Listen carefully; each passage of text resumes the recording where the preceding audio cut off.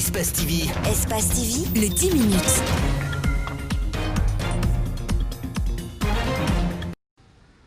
Le mouvement Ma Patrie d'abord a-t-il reçu de l'argent pour torpiller les actions du FNDC? Ces jeunes frondeurs sont accusés sur une liste qui circule sur les réseaux sociaux d'avoir perçu 700 millions de francs guinéens pour saboter les actions du Front National pour la défense de la Constitution. Comment est-ce qu'on peut publier hier, on publie une liste des personnes qui ont reçu, soi-disant reçu 700 millions de francs guinéens pour déstabiliser le FNDC, et le lendemain, où mon nom ne figure pas, le lendemain, on monte une vidéo, on donne de l'argent à une personne pour qu'il puisse diffamer cette personne qui est moi, parmi d'autres personnes, dont Bella et autres personnes, pour dire que nous sommes les responsables, nous voulons vraiment déstabiliser le FNDC. C'est du montage. Sur la liste qui circule, pas de cachet ni de signature visible. Eli Kamano est cité parmi ceux qui auraient reçu de l'argent. Pour Ibrahim Keïta, ce document est un simple montage pour le discréditer. À partir du moment que la Constitution est claire dans son article 27, on ne peut pas continuer à réclamer une chose et son contraire. Alpha Condé a parjuré la Constitution de mai 2010, il doit partir. Et si dans ce cas, toute personne qui ne se lance pas dans cette posture que nous, notre plateforme revendicative exige, nous sommes obligés de nous démarquer. Ces jeunes frondeurs accusent des leaders du FNDC de refuser tout débat contradictoire à l'interne. Après un an, nous sommes en train de manifester, il faudrait qu'on se retrouve sur table et enfin qu'on discute ce qui a marché, ce qui n'a pas marché. C'est cette question qu'on ne veut pas qu'on discute à l'intérieur du FNDC. Pourtant, il y a eu plusieurs morts, il y a eu des dégâts. Des leaders du Front National pour la défense de la Constitution contactés n'ont pas souhaité s'exprimer sur le sujet. Faut-il s'inquiéter? Il y a bel et bien des raisons. Les autorités sanitaires du pays sont toujours aux prises à la pandémie de coronavirus. Les chiffres sur les cas de Covid ne font que s'accroître. Les statistiques de ces 4 derniers jours font froid au dos. Dans la journée du jeudi le 9 juillet, la Guinée a enregistré 140 nouveaux cas confirmés sur 1351 testés. Le 10 juillet, sur 749 testés, 88 personnes ont été déclarées positives au virus.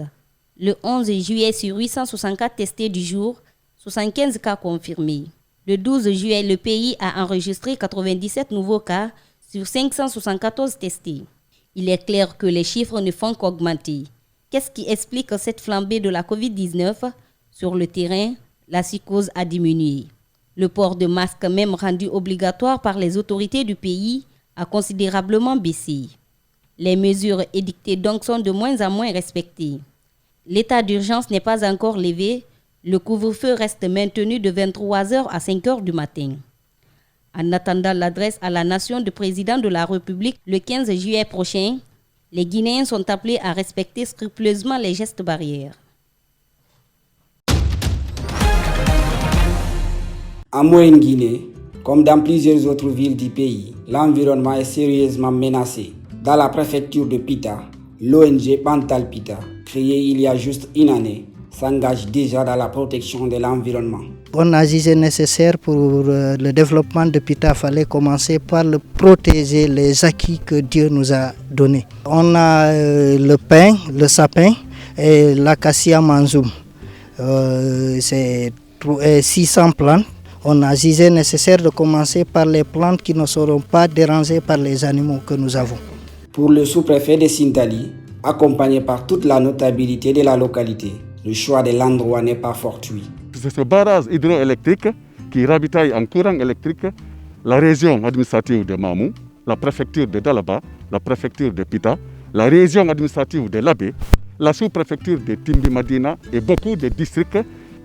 Donc c'est pourquoi nous avons jugé nécessaire d'envoyer cette fois-ci le rebasement vers l'ouest de ce barrage que vous voyez, car vous connaissez l'importance de ce barrage. L'importance de ce barrage pour le pays a par ailleurs poussé le secrétaire général chargé des collectivités décentralisées de Pita à plaider auprès des populations de Sintali pour le suivi et l'entretien des plans. Le reboisement, c'est un acte civique que chaque citoyen doit se battre pour faire. En plus de ça, si le reboisement c'est le contrôle et le suivi qui est très difficile. Il ne s'agit pas de reboiser, mais il s'agit de contrôler ce que vous avez planté.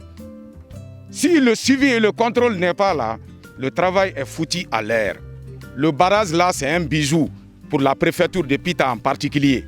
Mais en général, le Fouta et la République de Guinée, nous avons constaté les missions d'inspection de l'environnement qui viennent ici, c'est, comment dirait, presque c'est la déception totale. Les résultats qu'on nous communique, c'est la déception totale. Et cela est dû à l'effet de l'homme même sur la nature.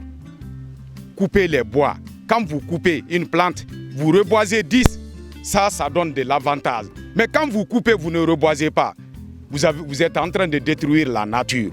Ces 600 plans de l'ONG Pantalpita permettront sans doute de protéger l'écosystème en général, mais particulièrement le barrage de Kenkon. Les employés du train Conakry Express sont mobilisés à nouveau pour dénoncer leurs conditions de travail. Ils disent tirer le diable par la queue et exigent le paiement de leurs 3 mois d'arriérés de salaire promis par les autorités depuis un moment. On est complètement coincé, on ne sait quoi faire.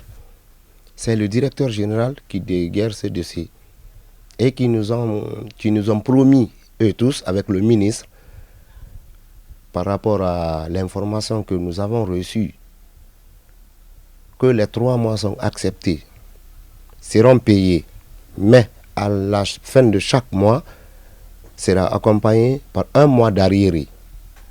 Donc dans ça, nous nous sommes abstenus, tout en attendant que tout sera bien fait. Pourtant, un montant de 13 milliards de francs guinéens serait déjà débloqué récemment pour payer ces travailleurs et ceux de la société Al-Bayrak spécialisée dans le transport urbain. Rien encore ne leur a été payé. Ce qui a été dit par le ministre, monsieur le ministre, qu'ils ont débloqué les 13 milliards juste pour le transport. Conakry Express et Al-Bayrak. Donc nous croyons que tout va bien maintenant, parce qu'il y a eu un débloquement, il y a eu un fonds qui est là. Le directeur général de la Société nationale des chemins de fer est accusé de refus de paiement de cet argent aux travailleurs. Hors caméra, ce responsable a rejeté ces accusations et a tenté de clarifier les choses. La dernière revendication des travailleurs a envoyé plusieurs d'entre eux au chômage. Cette fois-ci encore, ils persistent et restent droits dans leurs bottes, même si les motifs de leurs revendications ne sont pas reconnus par leur département. Relativement préservée, tant en termes de contamination déclarée que de décès dus au virus, l'Afrique a dépassé ce mois-ci les 10 000 morts et les experts estiment que le pic est encore loin d'être atteint.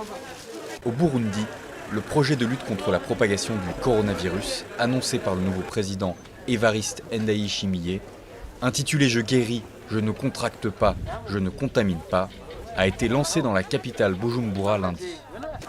Une volte-face complète dans la politique sanitaire du pays, qui avait jusqu'ici largement ignoré l'épidémie. Je suis venue par ma volonté, car je veux connaître mon état de santé pour voir si je n'ai pas ce virus, car on en parle beaucoup ici au Burundi. C'est pourquoi je suis venue, pour faire un test et voir si je ne l'ai pas. Et près de la moitié des cas recensés en Afrique sont concentrés en Afrique du Sud, qui comptabilise plus de 220 000 infections et 3 600 décès recensés à ce jour. Le ministère de la Santé du Gauteng a creusé des tombes pour les victimes du Covid-19 à Pretoria. Le pays se prépare à atteindre le pic de la pandémie dans les semaines prochaines.